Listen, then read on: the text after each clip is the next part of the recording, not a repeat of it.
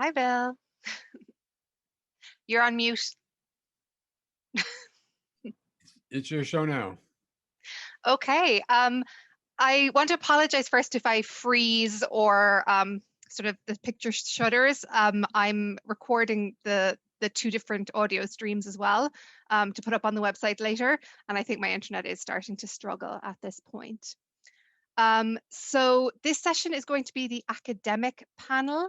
So we have several academics joining us today with slightly different disciplines, a range of disciplines and slightly different perspectives on the sort of questions around MLM. Our first speaker is going to be Dr. Stacey Bosley. She's an economist and she has worked with the FTC on the economics of MLM. Our second speaker will be Dr. Claudia Grouse.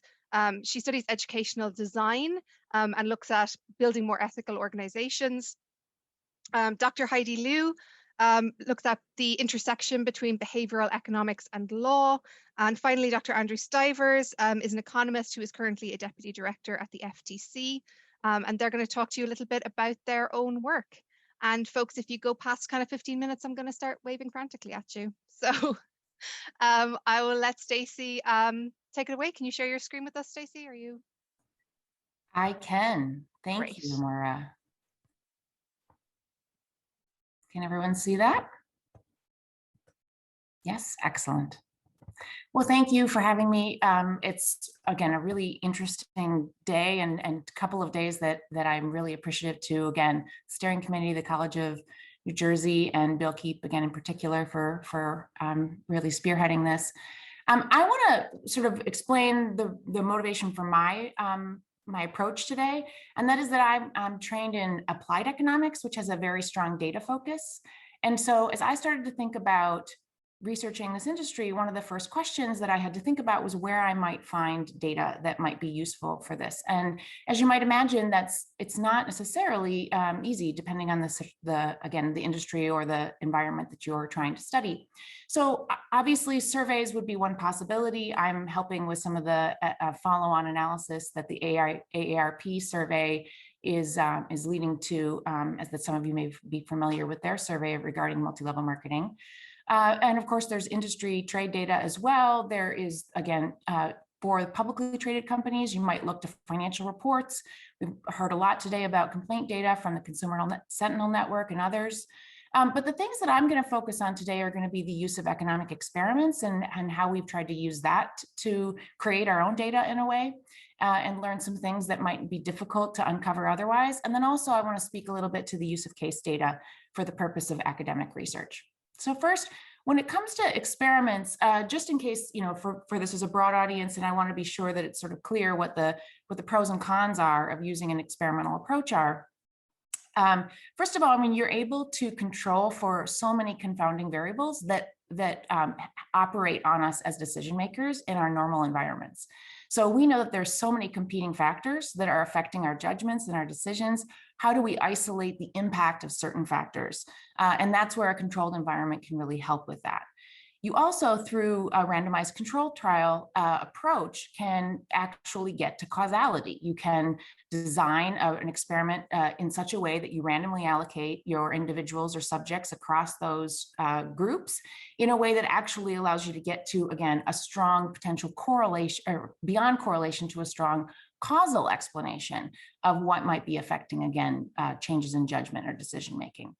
And normally, economists observe the sort of the final act we make, whether we pick something up and buy it at a grocery store, or what we ultimately do regarding a mortgage.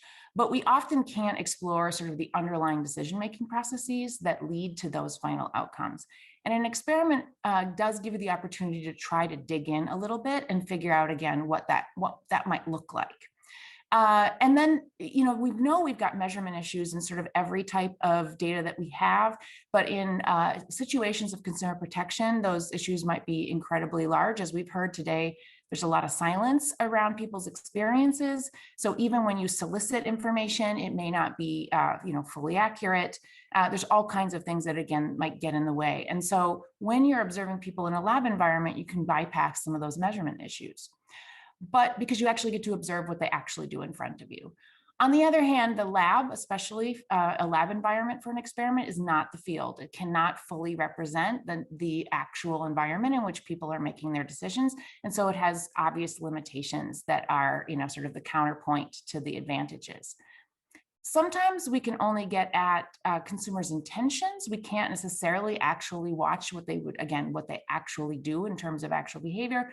And even if we can give them an environment where they can make an active choice, as we've done in some of our experiments, even then they know they're observed, right? And so it's still not the field or the real life context in full. We also know that when we do an experiment, the sample that we choose or who agrees to participate, for example, might lead to selection bias in our results. And we know we have to do replication in order to deal with internal validity and external validity issues, which I'll talk about in a moment. So just to give you a peek at one of the experiments that we've done, we have done an experiment in disclosure. And just to understand, as we've talked about a lot today, there are issues of representation of likely earnings in multi-level marketing. And we wanted to try to understand what is the role potentially of a voluntary income disclosure, and does that affect consumer judgment and decision-making? Because what we know, just like calorie labels or other disclosures, information that might be disclosed to somebody at the time of making a decision may or may not have an impact, right? We might ignore it. We might affect different people in different ways.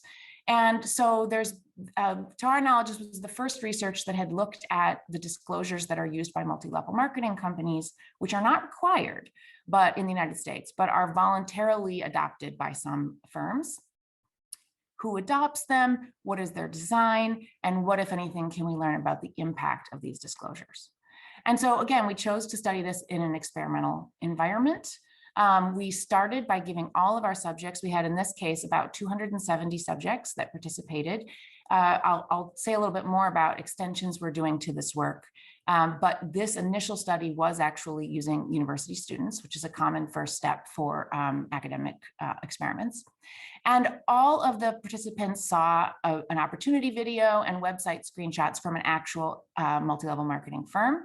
And then the control group received no additional information. They did not receive an income disclosure. The first treatment group did receive an income disclosure, and I've sort of anonymized it here as it is also in the paper, the published paper. But this group did receive a document that had been produced by the company itself as an income disclosure. Again, it did not include expenses, had some of the issues that we've heard about in terms of only reporting the numbers for active participants. So, it's what we might consider not to be a full and proper disclosure, but did disclose numbers and additional information. We also tried a second treatment, which was a graphical simplified treatment where we basically limited the amount of information to the percentage of people that fell in different income categories. And again, we wanted to see if these things would have an impact on consumer interest and consumer judgment in terms of their likely earnings expectations. And I won't take time because time is limited to go through our full findings, but we did find that in fact, the treatment groups on average had much lower earnings expectations when you ask them about their typical expectations for what they would earn in this multi-level marketing company. So to give you an example, that on average, the control group subjects reported that they thought they would earn about $11,000 in revenue, where the average across the treatments was that that number fell to closer to $3,000 to $4,000. So a significant reduction in what they thought they might earn. Now, this is not a full reduction all the way to sort of the objective, for example, expected value, which would have been about $1,500 before expenses. But it still did cause a pretty large drop in their earnings expectations.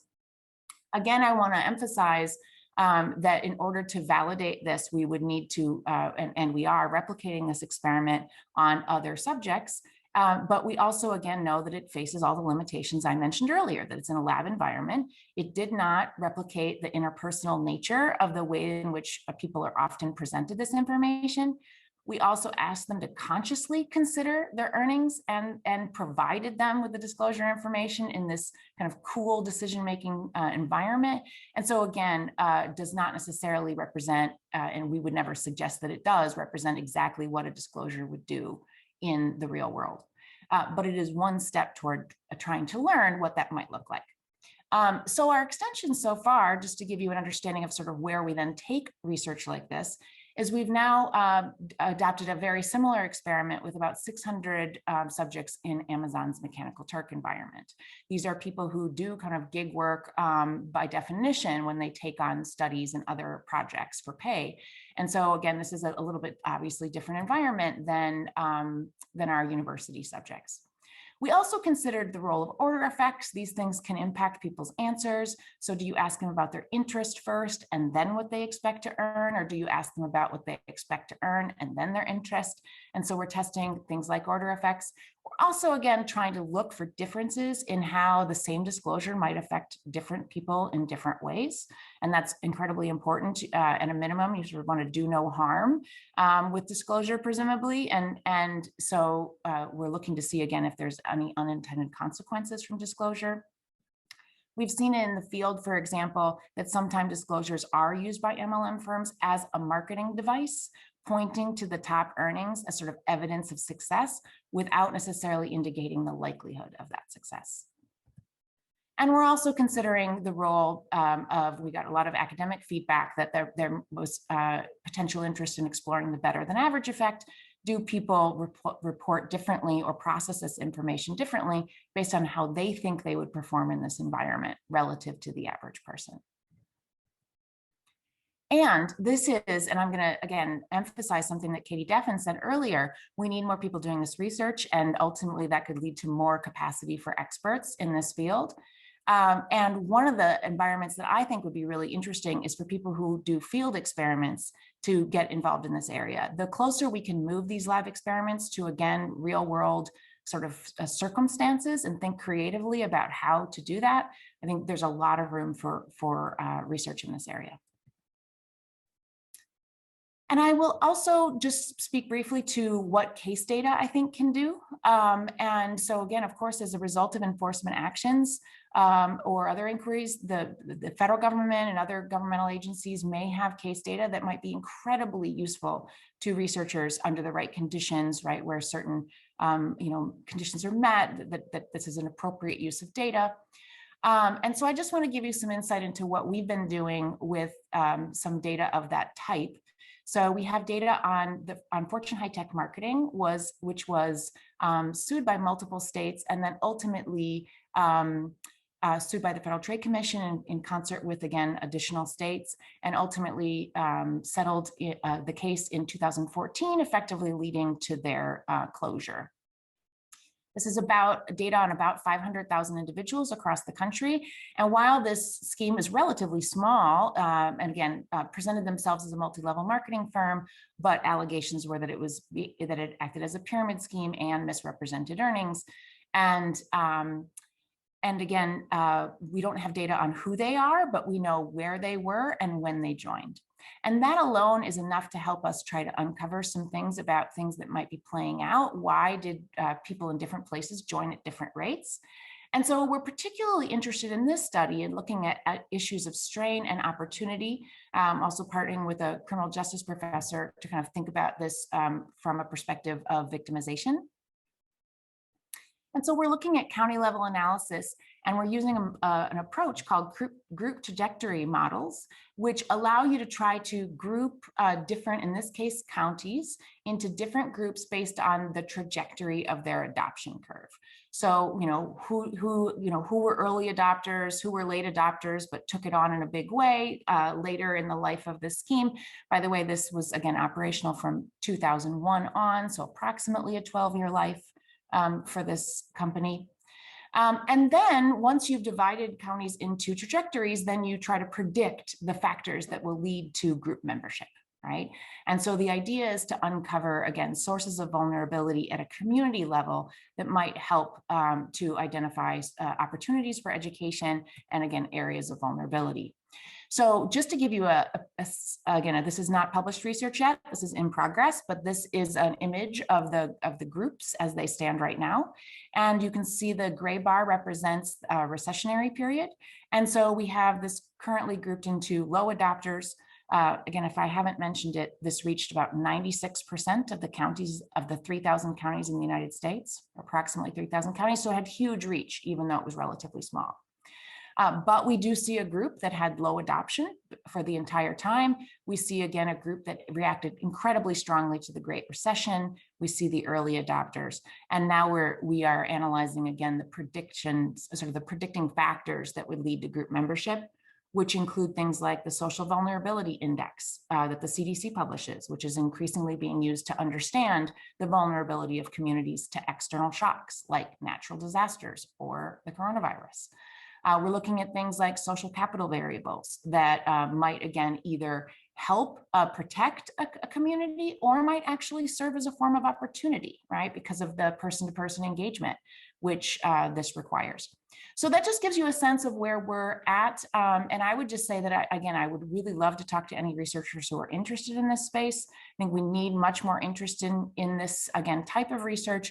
We need varied perspectives. We need resources, but in fact, a lot of these experiments, for example, take very little money to implement. It's not something that you would apply for a large grant for.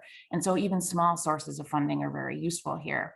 And access and partnerships, of course, to case data, but also, if you're working on education, we have an education experiment going right now as well. Partnering with the FTC or the CFPB would be incredibly valuable to academic researchers. And then, of course, patience, because some of this research takes time, especially longitudinal experiments. So that's all I have, and I will look forward to questions. Thank you so much, Stacey. I have to admit, I was a little starstruck when I met Stacey first because I had read all her work and was very impressed by it. So our next speaker is someone else whose work I had read a lot of, and this is Dr. Claudia Gross. I know I'm not saying it right, but I'm doing my best, Claudia. And she's going to talk to us a little bit about organizational design. Yeah, and I will share my screen. So, can you see my screen? Yes. I guess so. Yeah. So thank you very much for your kind introduction. So I wrote my PhD on multi-level marketing in more than a decade ago, and this was in business administration. And while my PhD was not about ethics, the number of ethical problems I saw was that striking that I decided to dig deeper. And today I want to talk about why the ethical problems of MLMs persist. So why do so many distributors still lose instead of earn money? And why do distributors still make excessive and even illegal health claims, product claims? And why do that many MLM organizations have a culture that is cult-like? So I will give you my personal opinion based on research why this happens. And while there are many answers to these questions, and I love Robert's book, Poncenomics, I want to highlight today one core insight, and that's an insight inspired by organization theory. So my name is Claudia Gross, and I work at the Department of Organizational Design and Development, which is at the Nijmegen School of Management. This is in the Netherlands. So the goal is to see what can we learn from an organization theory perspective. And what we can learn and what I want to show is that institutional rules and regulations do not cover well how MLMs work. They might cover well traditional companies, but MLMs are different. The perspective I want to present is transnational and generic. So we have heard a lot of important details how different states and countries regulate central points in their laws. But this perspective is different. I really take an abstract view, a generic perspective on how MLMs work. My focus is on MLMs that have consumer products. So first I want to explain what is actually an organization theory perspective. Organization theory reflects on how organizations are set up. This includes the structure. So who does what in an organization? So who is responsible for recruiting new members? And who educates them? Who socializes them? Who teaches them how to work? Does management do that? Or is this done by self-employed contractors? What is the culture of an organization? What are values that are propagated? Are the values we offer great products and enjoy working here? Or is it the products will save the world and who does not join is a loser? HR and incentives are important. So what are people paid for? Are you paid per hour? Are you paid for giving advice? Are you paid for selling products or for recruiting? Organizational theory has more aspects, but we'll keep on those because they can tell us about a core thing for today, namely who is responsible and accountable if misbehavior occurs. To understand how MLMs work, it makes sense to first understand how traditional organization works. So this can be a car manufacturer, a drugstore chain, or a shoe retailer. It does not matter that much. The basic idea is that an organization has a management and has organizational members, employees. If it's a very big organization with different plants, different locations, it will have a headquarters, but the structure keeps the same, management and the employees. So let's take now a small drugstore. Let's assume an employee of the drugstore tells a consumer that the nutritional supplements that they sell here will heal cancer or protect from COVID-19. In this structure, the employee, the salesperson, will very soon get problems with the managers of the drugstore.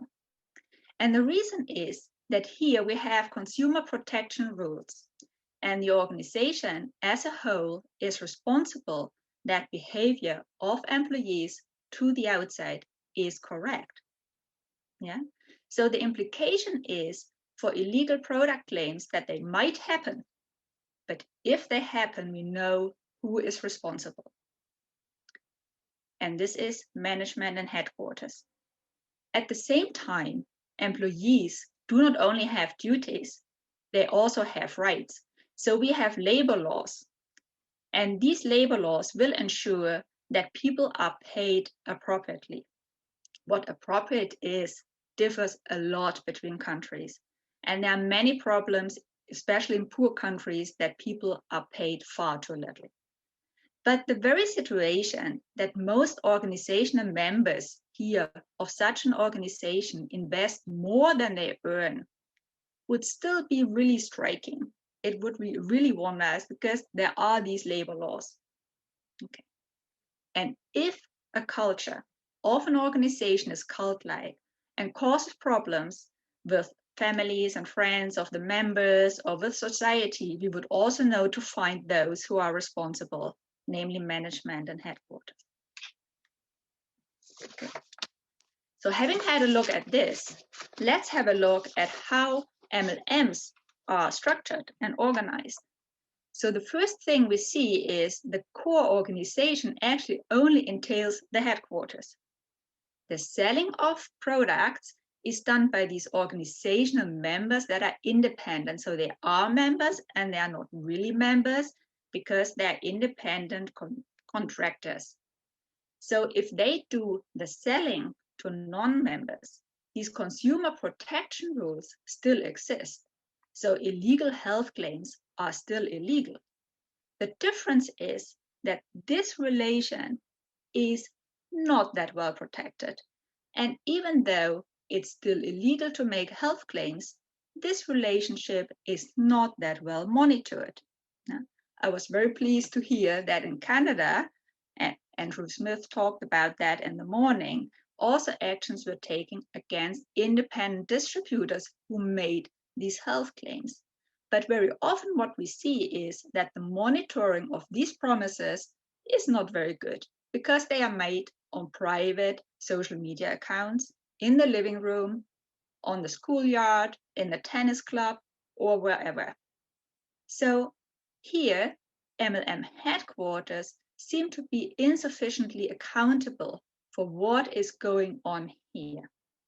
At the same time, the distributors are also not protected by labor laws. Yeah. So the implications for illegal product claims is that, organizations adhere officially to these laws, but here we see elements that are different from a traditional organization, and that most distributors invest more than they earn. Yeah, that's the pity, because here these people are not employees, they are independent distributors, so they cannot really fall back to the organization. I want to add an extra layer, how MLMs work, because MLMs do not rely simply on individual distributors. They rely on whole distributor networks.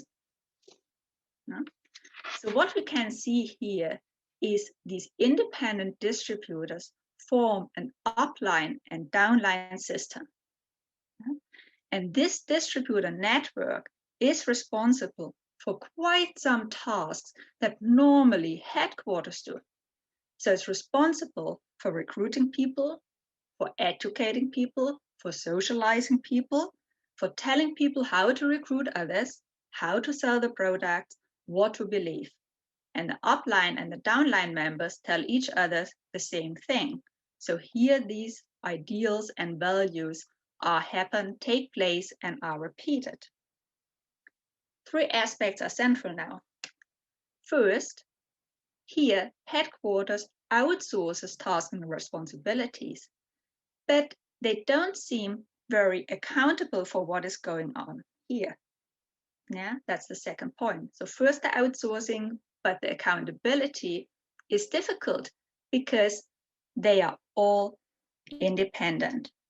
And the third is that also within the upline and downline system, labor laws do not apply, because again, everyone is independent.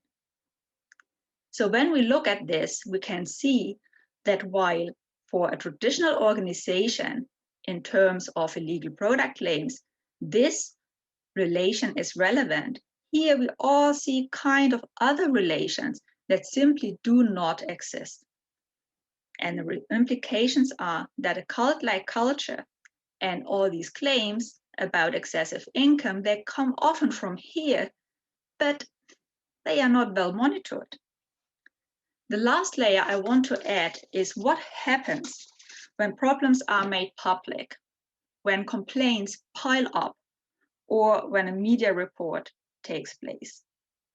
What happens is that headquarters points out that their official website is really fine, that they do not make these huge income claims, and that they have product descriptions that make very clear that the products might soothe something or might have a certain value, but they don't heal cancer. Yeah? So only very few MLMs would put these illegal things on their website. Headquarters also point out that they have codes of ethics, code of conduct, and nice guidelines that all read very well. And by doing all these statements about what headquarters do, actually the core problem is covered up. Because for me, the core problem from an organizational theory perspective is that we have here several relations that are not well regulated. Okay. So what can we learn from an organization theory perspective? First, it's a transnational and generic perspective. It's abstract. It does not go into the details of different countries' laws. And countries do differ, as we have also seen today, in their rules and regulations, and also MLMs differ. But what we can learn is that MLMs have a very unique organizational form. They are not traditional organizations. They have a different structure, a very particular culture, and an incentive system that is unknown to other companies. What they do is that this setup actually allows a source of outsourcing of tasks. And by giving these tasks to the distributor network, also the accountability that is regulated and organized for normal organizations within the headquarters is a kind of outsourced. So the accountability and responsibility for misbehavior becomes unclear. So what I want to argue is that governmental rules and regulations for traditional organizations often do not cover untraditional organizations. They do not cover quite some organizations of the gig economy, but they also do not cover well MLMs. And this also means that legal is something very different from ethical. So the fact that most MLMs have not been prosecuted anywhere around the world does not mean that headquarters really takes care to monitor what's going on here. Yeah? So legal is not the same as ethical.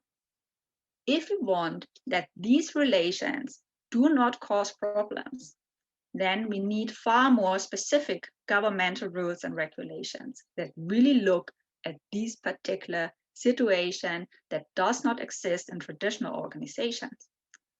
And in particular, and here we see the core, this distributor network, the accountability for what is done here needs to be regulated. So, from an organization theory perspective, the situation is pretty dire. But laws can change and organizations can change, and they also can be put under public scrutiny so that they want to change. And that's why I'm very pleased and grateful that this first Consumer Protection Conference is taking place. And I want to thank William Keep and the whole steering committee and all those who helped making this work. Thank you, and thank you for watching.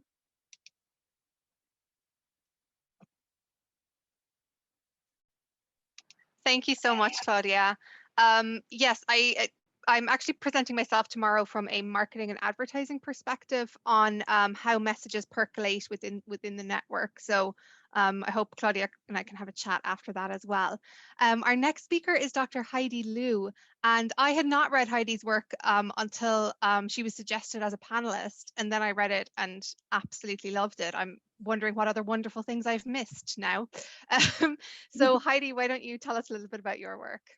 Sure. Thank you for having me and inviting me. And I have to thank Dr. Bosley as well. I think she's really an inspiration to a lot of researchers in this field. And so we actually share a similar disciplinary field, which is behavioral economics, which I would consider the application of psychological principles and behavioral insights to the standard economic model.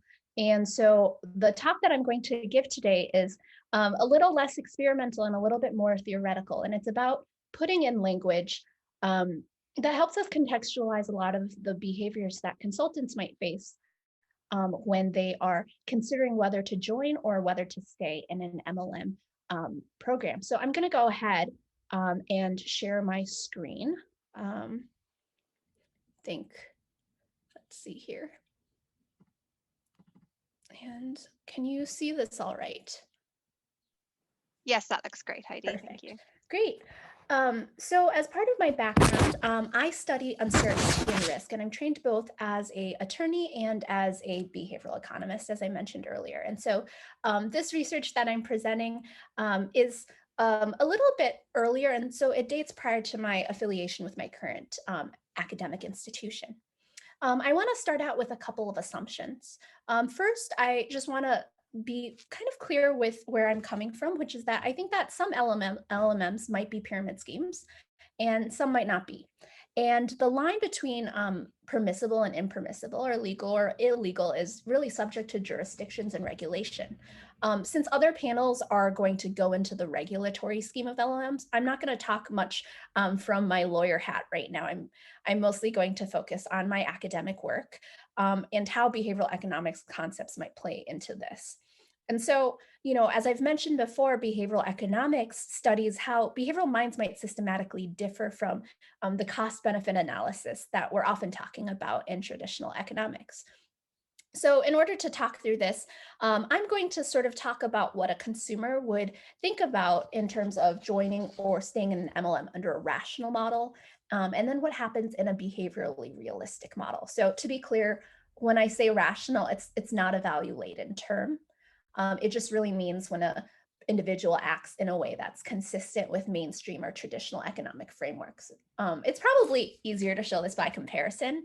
So by way of example, let me take you through what a standard economic framework might look like with regard to MLMs versus a behaviorally informed model. And again, really this paper and this presentation is really trying to get a look and to contextualize and give language to some of the behaviors that consultants might engage in.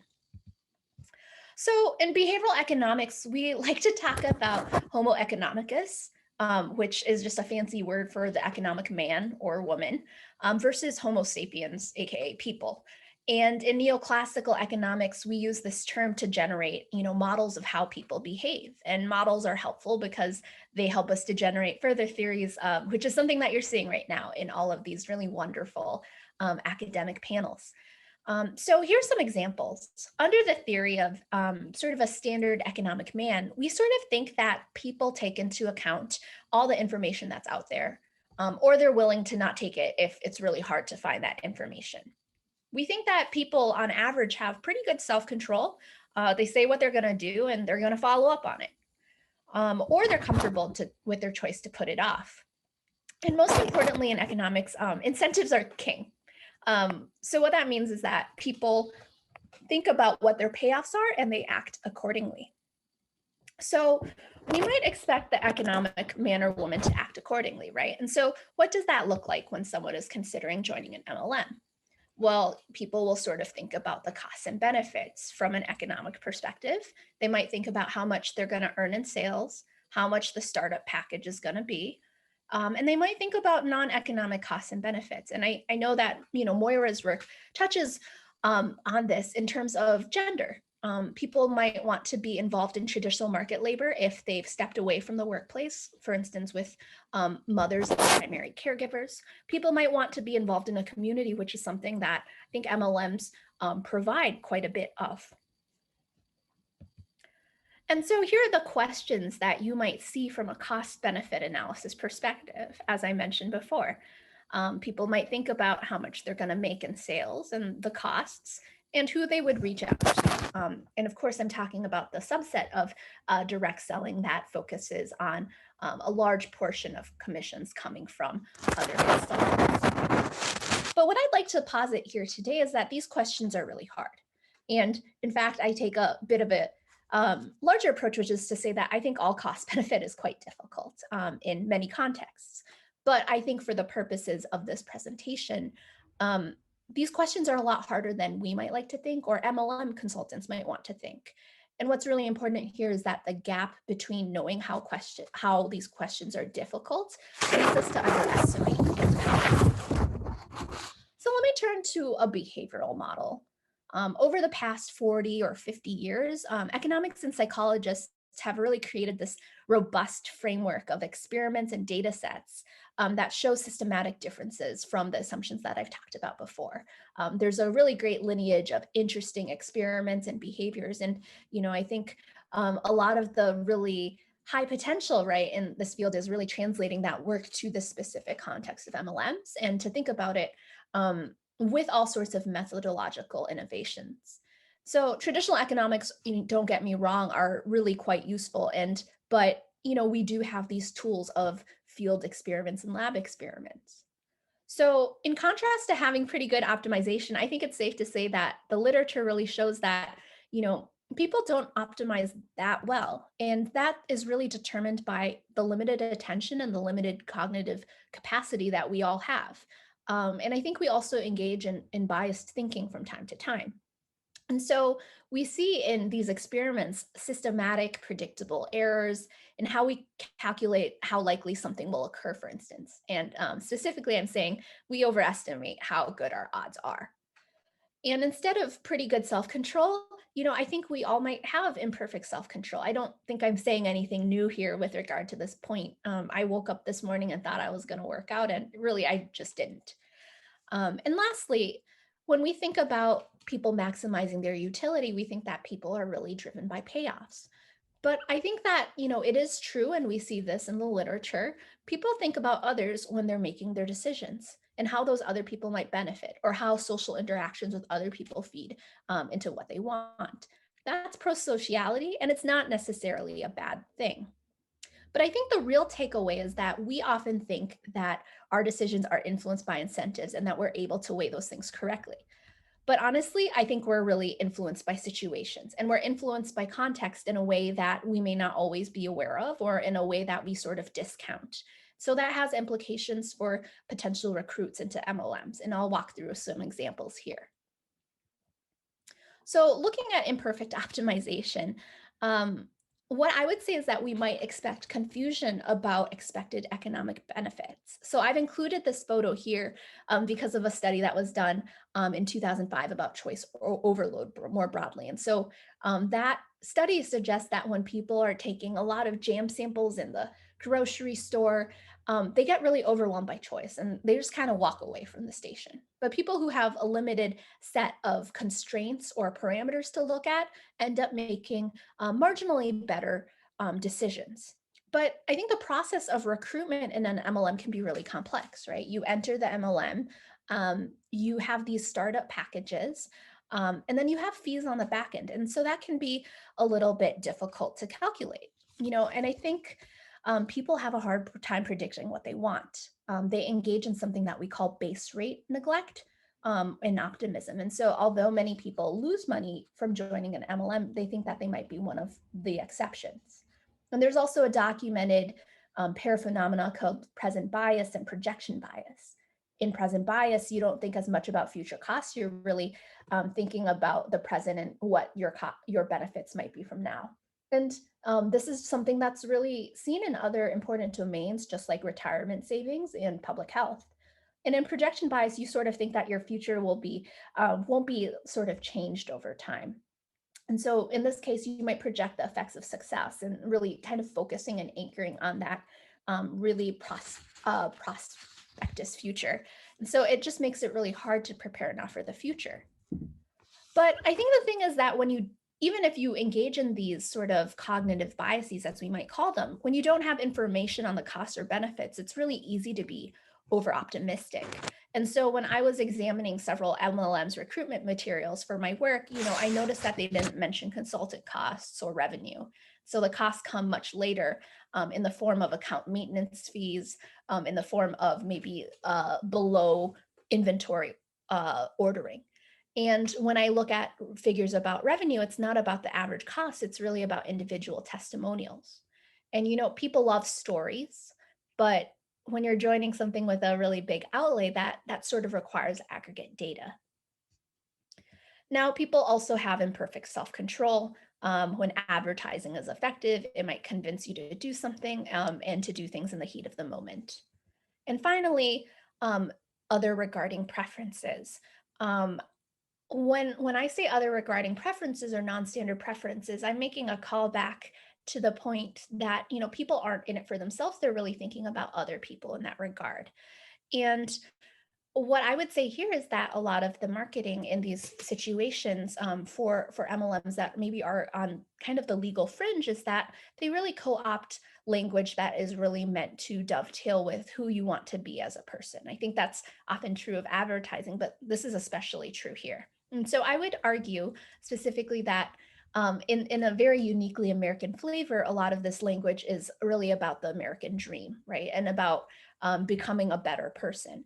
And so the two values that I look at when I look through these materials are about grit and independence. And I sort of make the claim that these are values that we think about in American civil religion. Civil religion sort of being like a country's national values that are kind of upheld to the level of religion, but distinct from it. And so, I consider grit as one example. Grit is sort of the belief that your work, your effort is correlated with your outcomes. And then independence, right? I think that understandably consultants join for not necessarily to be part of a organization as an employee, but to really go out for themselves and be an entrepreneur. And the thing is, when you have those two values working in tandem, it can cause some issues. If you think that effort is perfectly correlated with performance, it allows you to ignore a lot of structural issues. You can imagine that there might be gender or race disparities in terms of how much people are able to sell if people feel biased about a consultant. But if you consider grit as the countervailing balance to that, then you're saying that this is really entirely meritocratic. And so if you're underselling things, then that's really your individual fault. And in the same way, independence really counters that, because if you're looking for help or looking to maybe get out of that sort of situation, it's sort of adding fuel to the flames of just self-blame. And so these values are really important because they sustain a lot of the social norms that occur in some of the more problematic sort of scenarios. If you're leaving the situation, you might continue to blame yourself. If your community is really tied to others in the organization, then it's really hard to leave without losing your community as well. And so you can imagine that grit sustains MLM consultants' optimism in the face of losses, which become, I think, more likely as we are seeing from the data. Whereas this idea of having independence really reduces the emphasis on economic losses altogether, because now you're saying, well, I didn't join for the gains, I really joined for the community. Again, I think it's important to note, why is this different from general marketing and advertising? I think it really has to do with the high cost of being involved in the organization. And I don't think, this is necessarily a knock on people. I think that this psychology is really normal to folks. And so when I think about the cost benefit analysis questions we've been talking about before, I think that, people underestimate how much they're going to make. They underestimate the costs. And they also might have a skewed vision of who they're able to recruit. And that comes from more time with founders.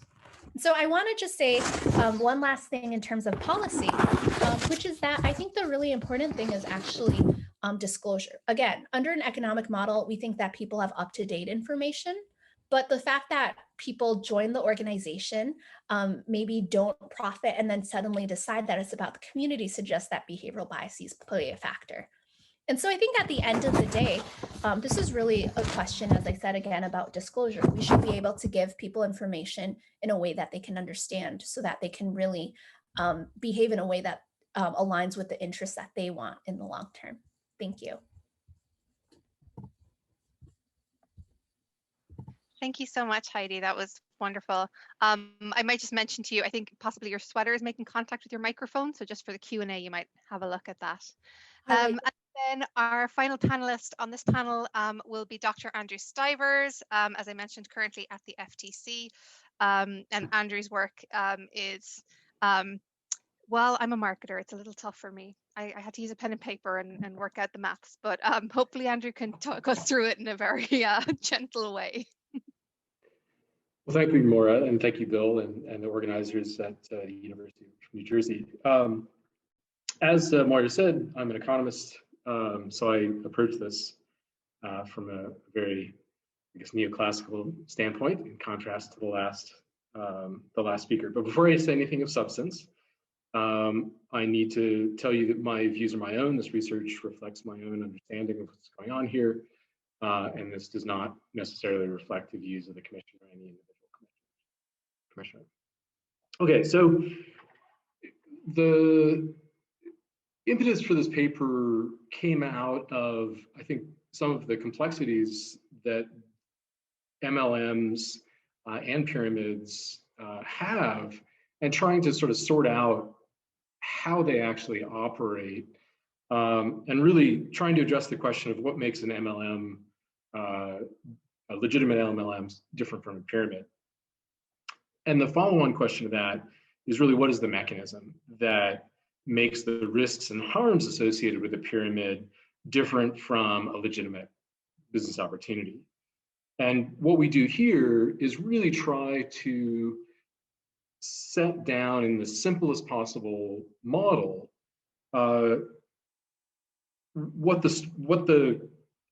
to capture the central characteristics of what distinguishes a pyramid from an MLM, while keeping the story, just very simple. and trying to show people kind of why we need to be concerned at a basic level about pyramids. I think for a lot of folks that's kind of intuitive, but as an economist, it sometimes helps for me to put things down in a model. So I'm not going to go into the technical details of the model. It's, as these things go, not terribly mathematical, but I'm presuming that most of the folks in the audience here are not economists. And so I'm not going to try to present it the way I would necessarily present it to a group of academic economists. So let me just sort of talk about what we say in relatively qualitative terms. So there are 4 characteristics that we take as kind of fundamental to thinking about the organization that we're going to be trying to examine here. And the first thing is that retail selling and recruiting others to sell and to recruit others is central in this organization. The second is that recruitment is going to be incentivized typically these days through some payment related to recruits' purchases. Back in the early days, there were examples of pyramids that just paid directly for recruiting. That was quickly seen as being quite problematic. Most of the pyramids that you see these days do not do that. They pay based on purchase from the company. This is very similar in some respects to what a legitimate MLM will do. Thirdly, you see eligibility for recruitment incentives tied to purchase or volume requirements by the sort of the person doing the recruiting themselves, right? So often there's an expectation that you're going to do a certain amount of selling directly, or your immediate group is going to do a certain amount of selling directly before you're going to be eligible for rewards related to the recruit's sales. And then lastly, rewards are typically tied to product payments to the firm, that is often purchases, rather than reflecting necessarily consumption value or demand for the product themselves. And that's something that you actually see kind of generally across many firms. It's very difficult for a wholesaler or distributor to observe downstream demand, and that's in fact one of the rationales for the MLM distribution system, is that the firm can't observe that downstream demand. And so, of course, it would be very difficult to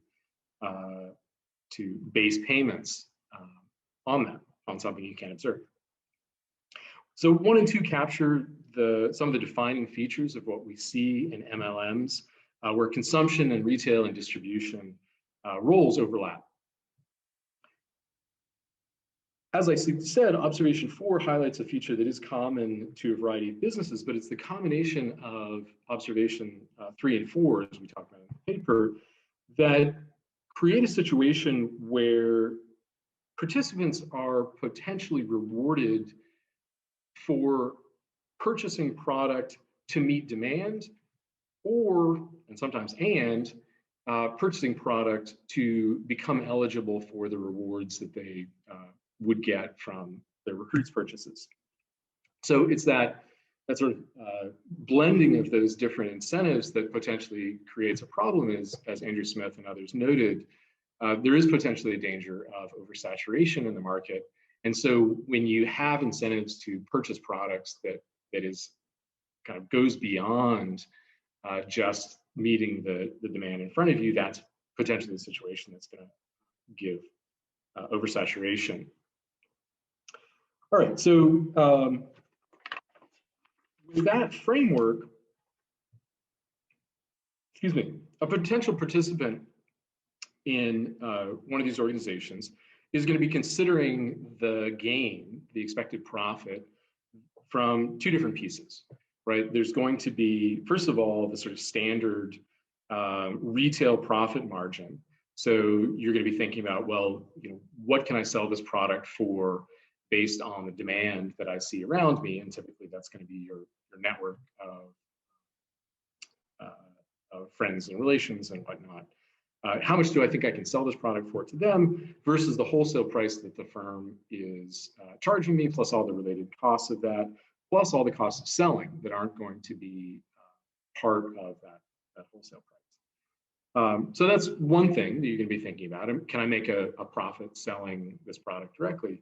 The other thing you're going to be thinking about is, well, I know based on the compensation plan that I will get rewarded for purchases made by my recruits, but I also know it's costly to recruit people, right? I've got to spend time, I've got to do all of the things it takes to convince somebody to enter and stay in the organization.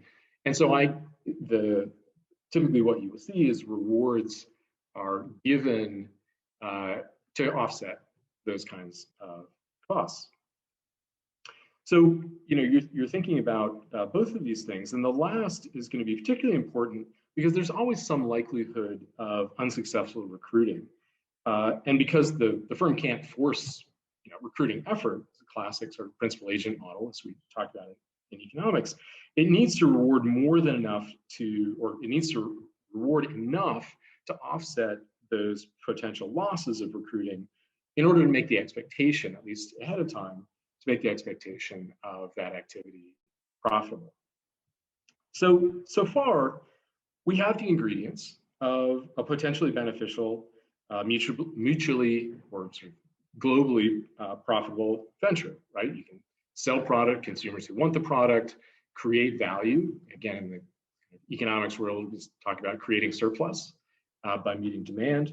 And the way to do that is to make sure that the cost of distribution, the cost of getting the products to market is less than the willingness to pay of consumers, the value of consumers. And secondly, that the reward for recruiting is such that there's an expected profit, right? That reward is going to offset costs. But given the tied nature, given the bundled nature of the retail sales and the recruiting side of this business, there's going to be some complications. The first is that because there are two avenues of compensation, there's the compensation from one's own purchases, and then there's compensation potentially from one's recruits' purchases. A firm could potentially backload retail profits onto the rewards from recruits' purchases. So this is a classic kind of model that we see in economics, where there are sort of two avenues that you can kind of trade off against each other, right? I can get rewarded in two different ways that are bundled. And so if you're designing a contract, you can potentially kind of shift payment from one to the other. The total payment might be the same, but it does change incentives. So here, theoretically, a firm could charge an absolutely enormous wholesale price for the product, meaning that retail sales would be necessarily at a loss, but then they could boost the rewards associated with the purchase, somebody else's purchase of the product, somebody else's purchase of the wholesale price, in order to offset that, right? So in that situation, it could be that even though the retail sale viewed by itself occurs at a loss, the overall expectation of profit is going to be positive. Now, this by itself might be unfair if it is really transferring wealth, that is losses, from unsuccessful recruiters to successful recruiters, right? By kind of backloading those payments, you're really putting all of the risk on somebody who is not able to recruit, even if they actually find a retail market for their product.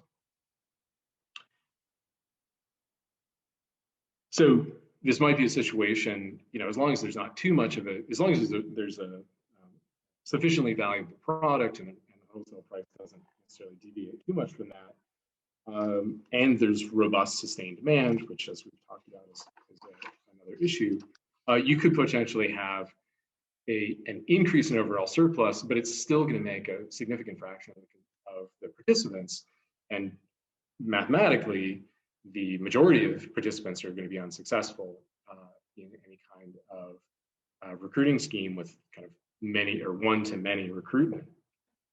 So it potentially could be a real problem. Our paper actually goes further, and it shows that a bad actor can take advantage of overly optimistic participants. And we don't take a stance about why they might be overly optimistic. As the previous speaker pointed out, there could be a variety of behavioral reasons, but this is a complex market. There's also reasons that people just might not have good information. As some of the earlier speakers suggested, there's potentially, again, a principal agent problem where the firm tries to set sets out a fairly strict standard for what can be said, but the individual agents might be tempted to induce these more overly optimistic beliefs about the probability of success. So a bad actor can take advantage of those overly optimistic participants. And in that case, there's really no limit to the wholesale price that could be charged while still getting participation. So the idea is that, if I think it's really likely that I can, say, recruit 2 people, when in actuality, it's quite hard to do, especially in a saturated market, I might agree to participate. So for example, if I tell you that, hey, you pay me $50 and you think that you have greater than 50% chance of recruiting 2 people who would then get you $50 each, you might think, wow, this is a great deal. From a sort of expected payoff standpoint, you're going to come out ahead.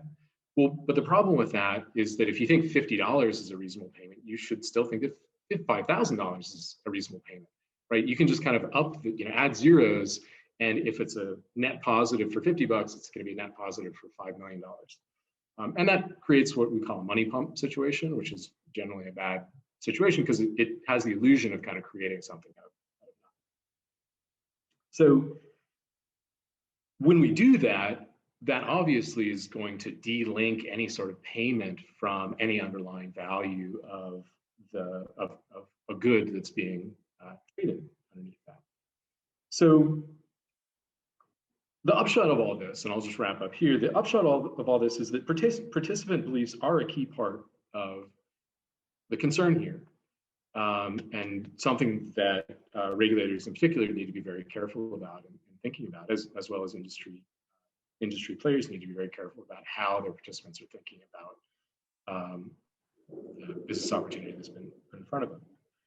And then the sort of biggest point is that even when a product could be marketed efficiently through a recruited network of distributors, unsupported optimism on the part of participants could allow the firm to set prices and rewards such that the average return across participants is negative. So I'll stop there because it looks like Moira is going to give me the hook. Thanks very much. Thank you so much, Dr. Stivers. So Professor William Keep is going to have a look at the Q&A for us. If all of our participants and panelists could just turn back on their cameras. Bill, what have you got for us? Well, we've got a range of questions and comments. I'm going to try to go back to Stacy's first. A couple of things. First of all, there was a question about, you mentioned further replication. How many times has it been replicated so far was one question.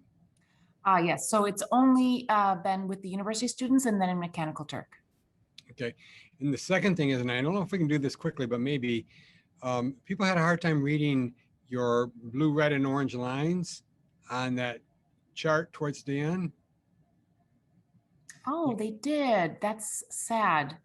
Yeah, so I mean, basically, it did bring people into 4 different groups. Again, basically low adopters throughout the period, early adopters. So people who, again, counties that took it up quite quickly, but then it saturated and fell off. And then the groups that responded to the Great Recession. And so there was the low recession group. So the uptake really coincided with the Great Recession, but not in a dramatic fashion. And then the high recession group, where they responded very much to the Great Recession in very strong ways. So in other words, the external economic environment had a big impact, at least on some portion of the group study. Right. I think it's one of the open questions that, a lot of us get asked a lot, which is, you know, is this really a countercyclical industry or is it not? What, you know, what kind of economic conditions give rise to more participation or not? And I think the general answer we have to give is it's an open question. It's something that has to be continue to be studied, in particular, because just because I can demonstrate that it might have occurred in Fortune high tech marketing does not indicate that it would occur generally. Claudia, one question was, in terms of accountability, would a bill that included no purchase necessary requirement for distributors, they were not required to purchase or maintain purchase behavior, would you think something like that might improve accountability? I think it would help a little. It's like with these income disclosures, you know, some people who read it would realize, okay, I don't have to do it. But I think that this internal buying, I don't even want to use the term consumption, has so many functions that such a note on a disclaimer would not work. Because the function is to show to others that you believe in the product, that you believe in yourself. Yeah, you buy the big bunch because this is your new business. You want to show to your future downline that you believe, and you need to educate yourself. You know, the MLMs have this idea that everyone and no one needs an education, so you educate yourself by buying products and using them. Yeah, and all this would not be covered by a disclaimer. So I think it might help if people get a starter kit to show to others for product sales, yeah, for free or very easily. And then when they give parties, the products are only ordered at the end of the party. That is what some companies do. Yeah, so you don't need to stockpile for selling. Right. Yeah. So this could help. In your somehow I'm echoing. In your model, a questioner noted there's a player that's not modeled that seems to have an impact, and that's like an external endorser or influencer. Yeah, and I think that that influencers work very similarly, you know, so they hope to sell, they sell a dream. So I see great similarities between influencing and the problems with it and multi-level marketing, because it's not based on this rational evaluation, can I make money and how realistic it is to make money, but it's more selling the dream and the hope, and some make it, and those who make it or pretend to have made it, they show on social media how great their lifestyle is in Dubai, for example. That's in Germany. Many Germans have emigrated to Dubai and show off how they made it. Yeah, and we don't know about the figures and all this, so I see very much similarities here. And it's an accountability issue in terms of absolutely, that you can't check as a consumer. You can't check. You just don't know. You know, it might be all fake. You have no idea. But selling dreams seems to work. Well, it seems that Heidi, you inspired to somebody to ask about entry-level books on behavioral economics. Yeah, so I guess I would say that Nudge is one of my favorites. Full disclosure, I worked on that book.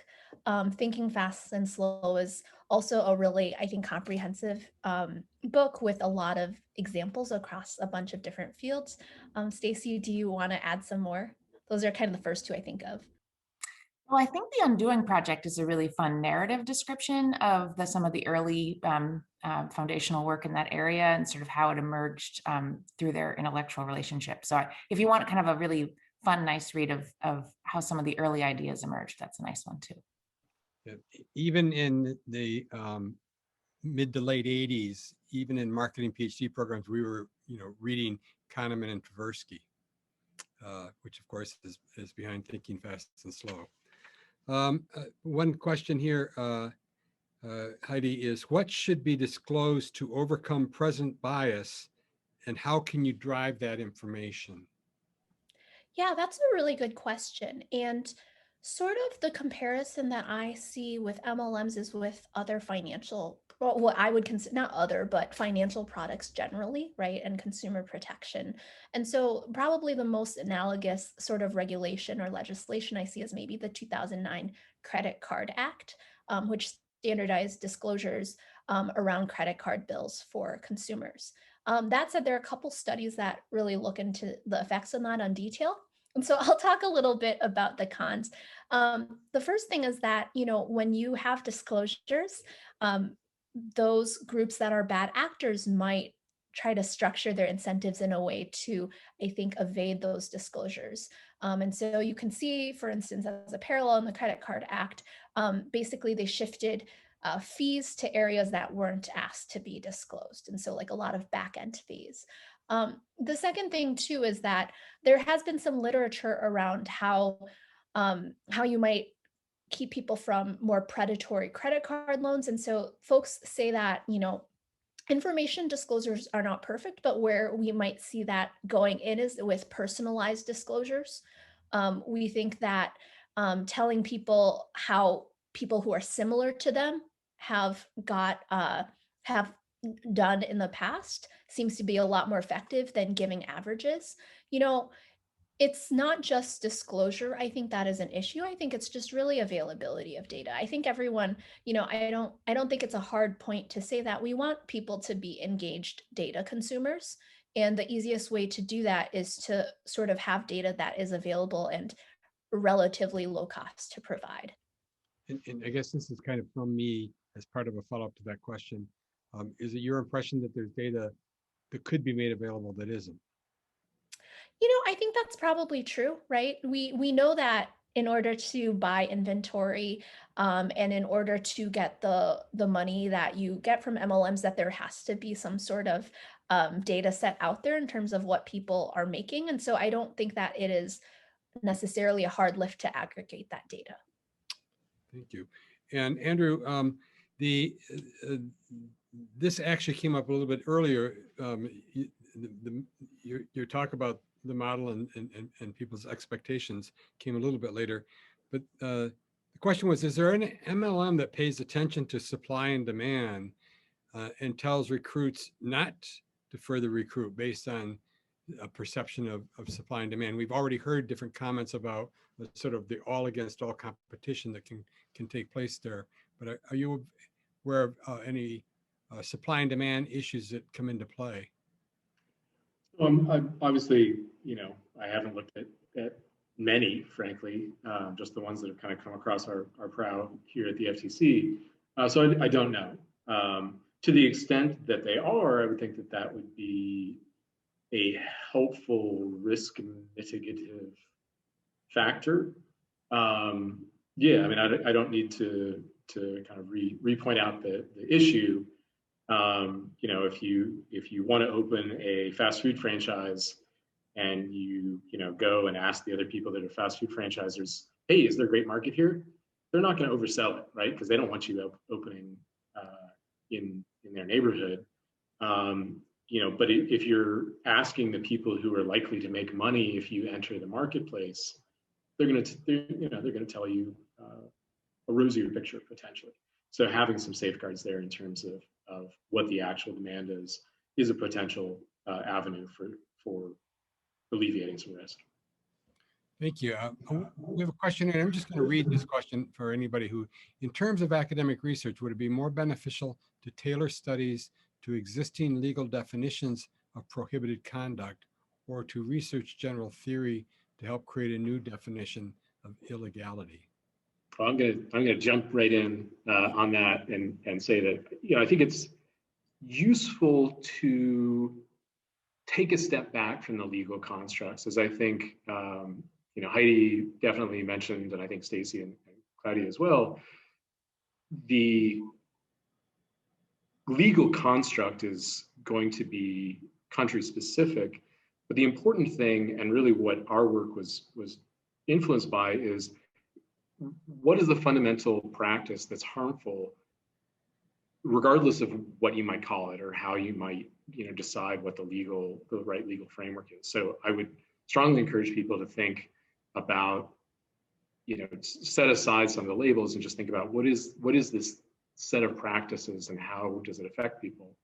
But at the same time, my colleagues in the FTC who are actually bringing these cases might have a different view of emphasizing the legal. And also, for anybody who would care to answer, we have in the earlier session this morning heard a lot about MLM and direct selling as an alternative retail channel. Someone asks here, maybe MLM is not about retail. Does the MLM model conflict with traditional retail?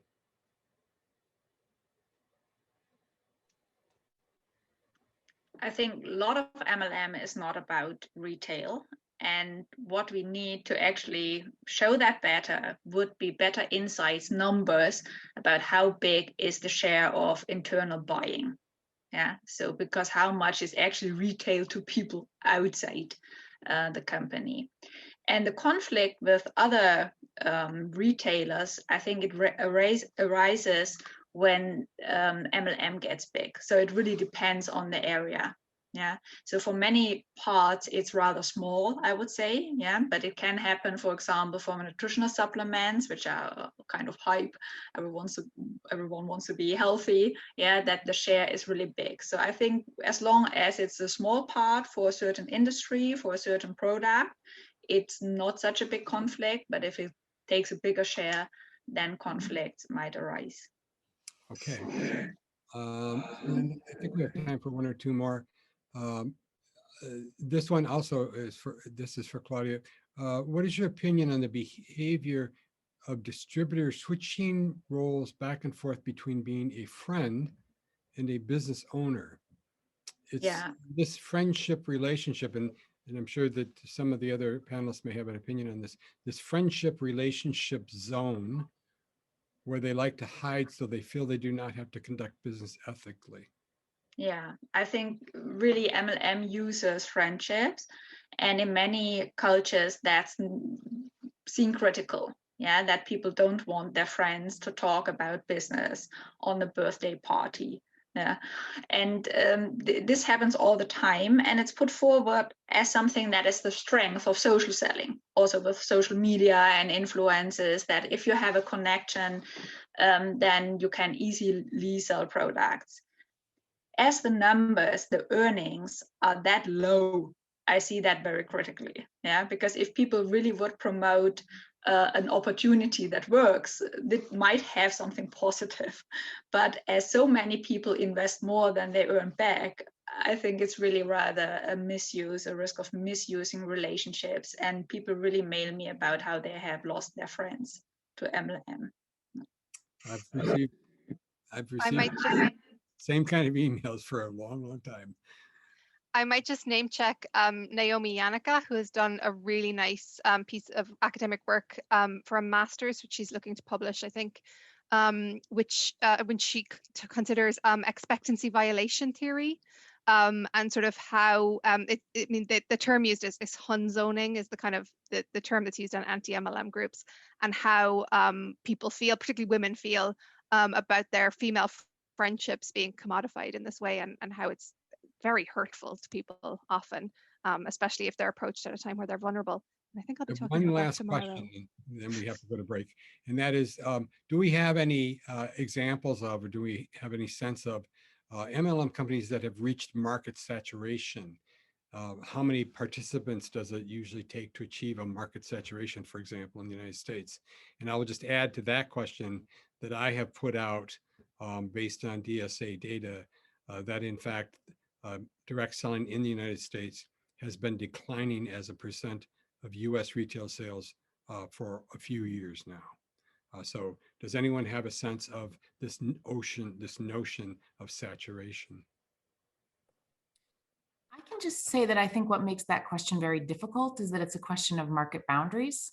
And one of the cautions that I would give is that when you hear people describing their product as so unique as to not be in a set of competitors, sort of creating a new, suggesting that saturation is impossible because they're so unique, right, as to be wholly differentiated, or basically describing their demand is unlimited. I think this entire group would suggest that the economics rules do still apply to this industry, and so those are areas of caution. I think in terms of actually defining this, another thing that's really hard is that is the product, right, depending on the nature of the way this is being promoted, is the competitive class the actual product or service that the MLM is providing, or is the competitive class other MLM firms that they are competing against based on differentiated compensation plans?